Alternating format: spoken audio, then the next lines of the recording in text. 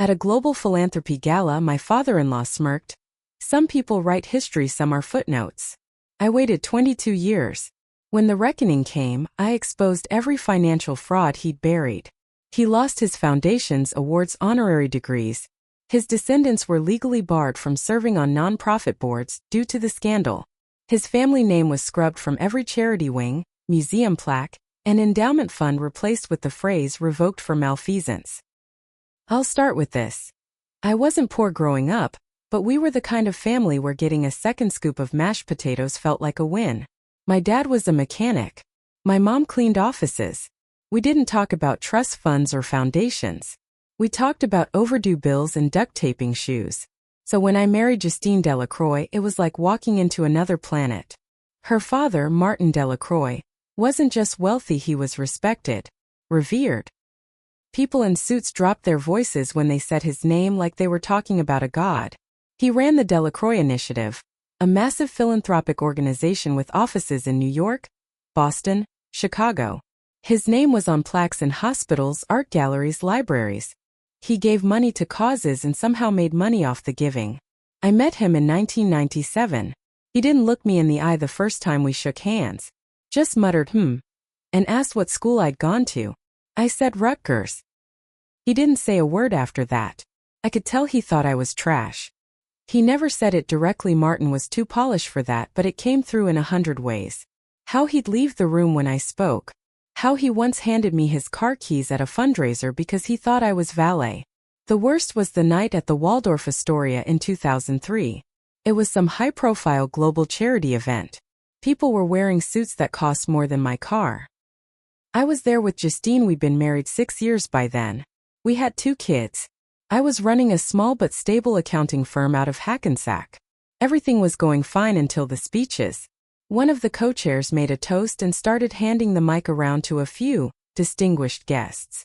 Of course Martin got it. He stood up with his signature quiet confidence and started talking about legacy, history, purpose. It was the same old stuff until he looked at me directly and said, "Some people write history, and some people are footnotes." Then he smirked, held his glass in my direction. The room laughed, not hard, but just enough. Enough to make my face go hot. Enough to make Justine freeze beside me. I didn't laugh. I didn't say a word. I just looked back at him, memorizing that smug look. And right then I made a decision. I wasn't going to yell. I wasn't going to throw a drink in his face. I was going to wait. Some people would have told me to drop it. Let it go. But it was never just about that night. It was how he treated me for years. How he treated his daughter like a trophy. How he used charity not to help people, but to build an empire of power and self-worship. And I knew something else too. I knew he wasn't clean. I'd seen it in pieces over the years. Small oddities. In 2001, I helped Justine sort through a few trust-related tax documents. Some numbers didn't match. I brought it up. She told me to leave it alone. That's just how dad's people handle things. That line stuck with me. So I started saving things. Quietly. I download the Delacroix Initiative's public 990 forms every year. I archived their press releases. I compared grant announcements to actual follow-through. Over time I noticed a pattern. They announced more than they delivered. The fanfare always came first. The funding came late or sometimes not at all. I didn't confront anyone. I knew how that would go. Martin had powerful friends. Media connections. Legal muscle. If I came at him with half-baked accusations, I'd be crushed. So I studied. And I waited. Between 2004 and 2014, I gathered everything I could without drawing attention. One big clue came in 2007. The foundation announced a $5 million pledge to a hospital in Baltimore. But the hospital's IRS disclosures said they only received $1.2 million. I called their office, pretending to be researching nonprofit trends for a business report. The assistant told me something vague about pending transfers, but 2 years passed and nothing changed. I added it to my file. Another piece landed in my lap in 2011, when a whistleblower blog accused the Delacroix Initiative of operating at 65% overhead, almost double the industry standard. It listed sketchy vendors, all with generic names. Most of the blog was taken down in a few days, but not before I downloaded it. Over time, my file became massive. PDFs, screenshots, audio clips. In 2015, a former Delacroix employee who'd been quietly let go after a finance audit reached out to a friend of mine. That friend pointed her to me. She sent me 2 board meeting transcripts. In one, Martin is recorded saying, "As long as the press gets their photo ops, nobody asks where the rest of it goes." That was gold. But I still didn't move, because it still wasn't enough. Everything changed when Martin handed more control to his son Charles in 2019. Charles was like a low-res copy of Martin, all ego, no strategy. He made sloppy moves. I started seeing new nonprofit shells pop up that were almost identical to existing groups, same logos, different EIN numbers. I ran background checks and found that one of them shared a bank address with a Delacroix-owned property firm. That's when I started building a real case. Not just dirt. Not gossip.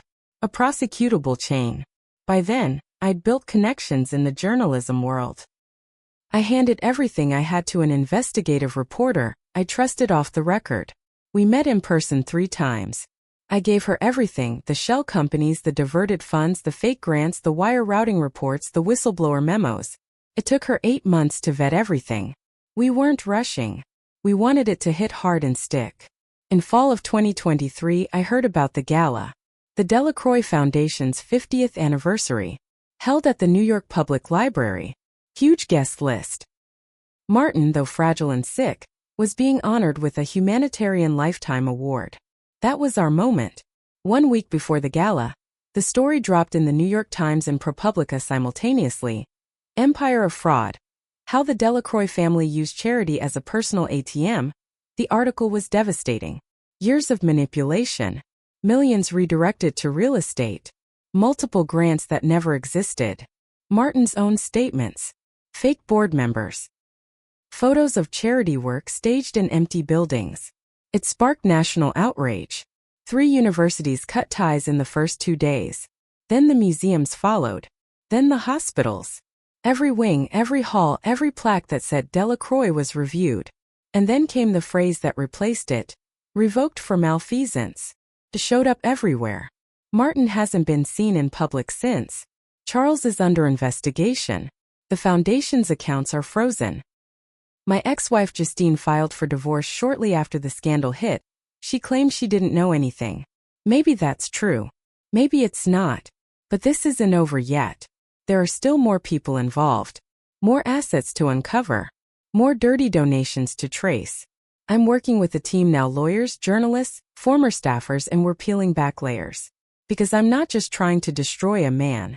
I'm trying to destroy the lie he built. After the articles dropped, things got ugly fast. The media storm didn't just hit Martin, it blew through the whole Delacroix family. Donors wanted answers. Staff quit. Board members scrambled. But behind the scenes, I could feel something else.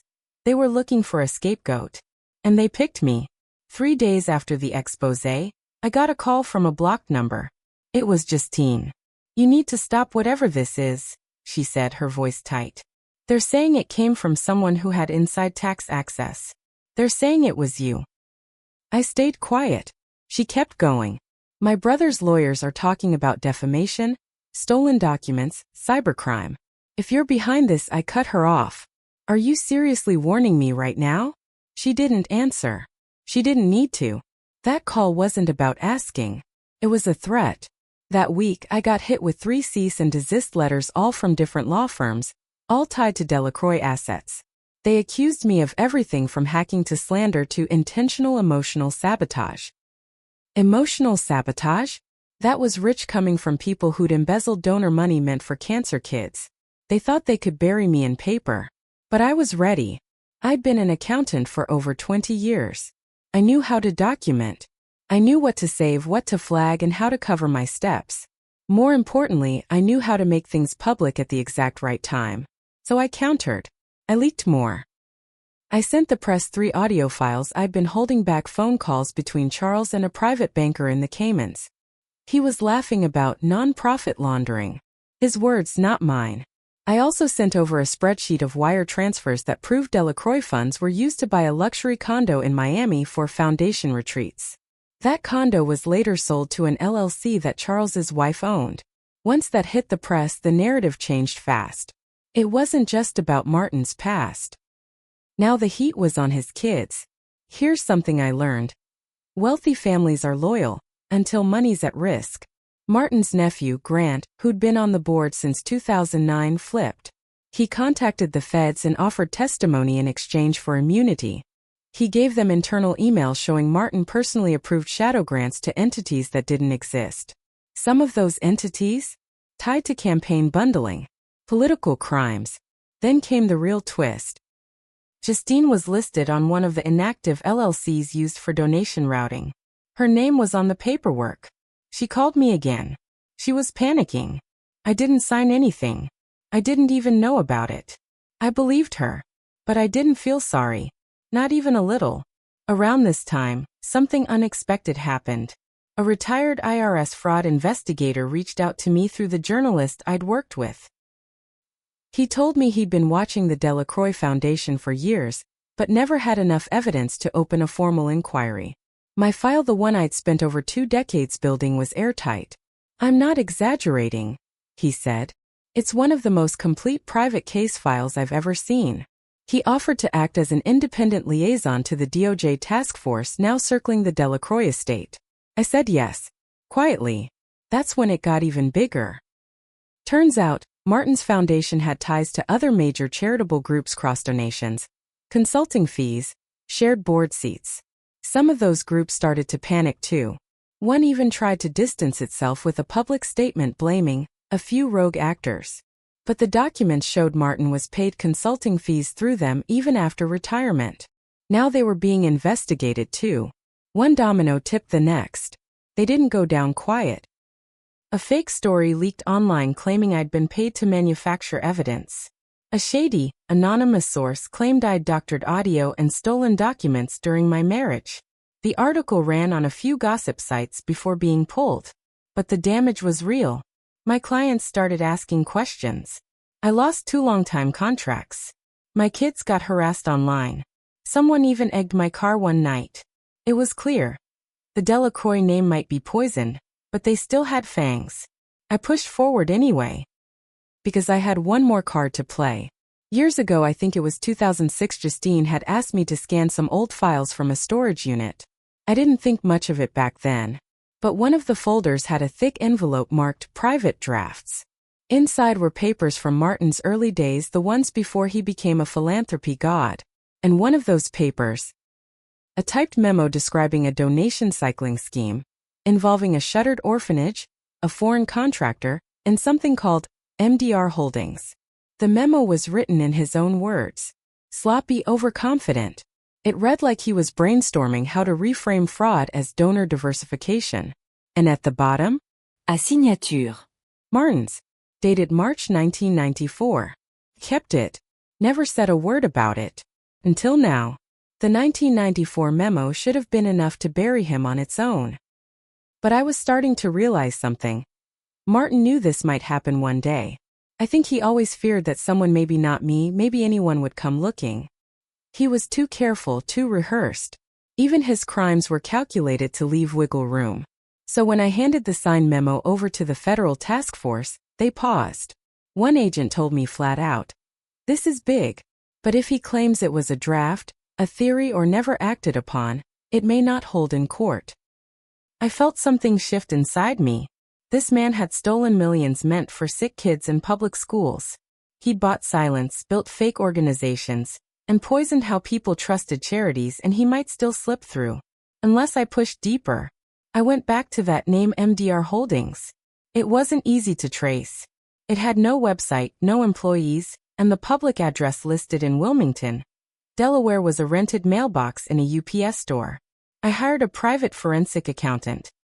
Someone who used to work for the SEC. I didn't tell him why. Just gave him the name and some connected wire numbers. What he found made my stomach turn. MDR Holdings was a ghost company used to reroute donations from several youth literacy initiatives. Between 1995 and 2003, It had received over $8 million. On paper, it was paying consultants and vendors across 5 countries. But those vendors? 2 were owned by Martin's brother-in-law under different names. 1 didn't exist. And 1 was traced to an old family friend, the same guy who handled offshore accounts for celebrities in the 90s. So I handed it all over again to the journalist and to the DOJ task force. But this time I kept one thing back. Back in 2002, Martin had asked me to look over some electronic filings for a side project Justine was involved in. It was some environmental startup that never got off the ground. At the time, I'd made a full backup of the USB he gave me, out of habit. I stored it on an old hard drive and forgot about it. After the MDR connection came up, I went digging. And there it was. A folder labeled Rosetta, hidden behind 2 layers of password-protected zip files. I remembered the password. His mother's maiden name, and his Harvard class year. Martin was always sentimental in predictable ways. Inside the folder were over 70 documents, draft invoices, internal memos, scan checks, even a list of at-risk vendors he'd written by hand. The most damning? A scanned letter to a senator, thanking him for advice on redirecting media attention during minor compliance issues, dated just 2 months after a public accusation against his foundation mysteriously disappeared from the news. It was bad. The kind of bad that made prosecutors stop smiling in the middle of a call. Just when I thought I'd cornered him, something else came up. The investigative journalist called me one night, nervous. "I think there's more," she said. "We found references to a vault. Physical documents. Not online. Something he called the insurance file." That set off alarms. I remembered a conversation Martin had with Justine years ago, a weird little moment at a family brunch, when he said something like, "If they ever try to erase my name, they'll regret what's buried with it." I'd thought he was being dramatic. Now I wasn't so sure. Turns out, Martin had kept a private storage unit under a false name in Westchester County. We wouldn't have found it except Charles had panicked and tried to move items out after the media broke the story. An anonymous tip from a security guard led the feds straight there. Inside were boxes, dozens, hard copies of payments, tax forms, letters to powerful people, signed NDAs, blackmail photos. Not of crimes necessarily, but of affairs, misconduct, financial favors. He had leverage on donors, board members, politicians. And that's when it all clicked. Martin hadn't just built a fake charity empire. He'd built a shield. A dirty shield made of everyone else's secrets, enough to make people think twice before coming after him. But it was too late now. Once the vault was in government hands, his leverage was gone. This part was almost sad. Almost. Charles was caught trying to flee the country. He'd booked a flight to Dubai under a fake name. He was arrested at JFK. His sister, Madeline, tried to disavow everything. She made a public statement claiming she'd been blindsided. 2 days later, a photo leaked of her at a 2017 foundation retreat, sitting on a yacht with one of the shell company consultants. Justine stopped talking to me completely. I think she blamed me for destroying her family's name. Maybe she still believed in some version of her father. Or maybe she just didn't want to face what he really was. Didn't matter. I wasn't finished yet. Martin was still alive. Still silent. Still untouched by formal charges thanks to his lawyers delaying every court hearing with claims of failing health and cognitive decline. But I had something planned for him.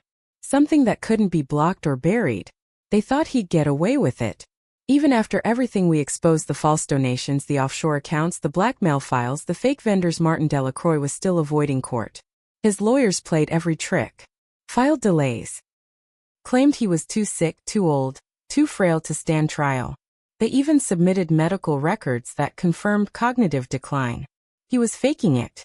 I knew it. How? Because while he claimed memory loss in court documents, he was still making phone calls I had copies of, trying to convince board members to keep certain files off the record and handle things quietly. He wasn't senile. He was cornered. One of Martin's last remaining shields was the National Heritage Medal, a Lifetime Achievement honor. He was set to receive for a legacy of giving. It was scheduled for March 8, 2025. Washington, D.C. black tie event. Televised. Big deal. Despite everything, they didn't cancel the ceremony. The award board said they were monitoring the situation, which meant they were scared to pull it and risk lawsuits. That made me furious, so I made one last move. On March 1st, 7 days before the event, I handed everything to a group called Civic Blind Spot, a nonprofit watchdog that specializes in exposing fraud among nonprofits and legacy donors. They'd been tracking the case quietly for months. I told them to go public all of it on the day of the award. They agreed. The ballroom at the Willard Intercontinental was packed. Senators, CEOs, foreign ambassadors, cameras, live stream running on C-SPAN and PBS. Martin was wheeled in slowly. In a tuxedo he could barely keep straight. Justine was there behind him, standing stiff. Charles had already been indicted. Madeline was hiding from reporters. I watched from home. Didn't need to be there. At exactly 7:42 p.m., right as the host stepped up to give Martin the award, everything flipped. Civic Blind Spot published a dossier on their website titled, The Martin Delacroix Files, Full Archive of Misuse, Fraud, and Coercion in U.S. Philanthropy, over 300 pages. Scans, recordings, photos, memos, a complete interactive timeline, and at the top, the letter from 1994 and the vault contents. Then came the final hammer, a breaking news banner on every major outlet. Delacroix indicted by federal grand jury on 47 counts of wire fraud, tax evasion, and racketeering. The feed cut awkwardly. The room fell silent. He was arrested right there, in the ballroom, in front of the same kind of crowd that used to praise him. He didn't say a word. In the days that followed, every institution that had ever honored Martin announced they were rescinding his awards. His name was removed from 4 museums, 7 university buildings, 3 children's hospitals, 2 concert halls, 13 scholarship endowments, each one replaced with the phrase, "Revoked for malfeasance." It became a national talking point. Late-night shows made jokes about it. Investigative podcasts used his story as a case study. One law school began offering a course on nonprofit abuse, using the Delacroix case as the main example. Because of the scope of the fraud, Congress fast-tracked a new bill called the Ethical Oversight in Philanthropy Act. It created rules for background checks, banned convicted fraudsters and their descendants from sitting on nonprofit boards, and required public databases for donation tracking. Martin's family was now legally barred from controlling any nonprofit money for 50 years. They didn't just lose their influence. They became a warning label. You'd think I'd feel triumphant. I didn't. Justine filed for bankruptcy after their assets were frozen. She tried reaching out once, a short email. "You got what you wanted. Hope you're proud." I didn't respond. I wasn't proud.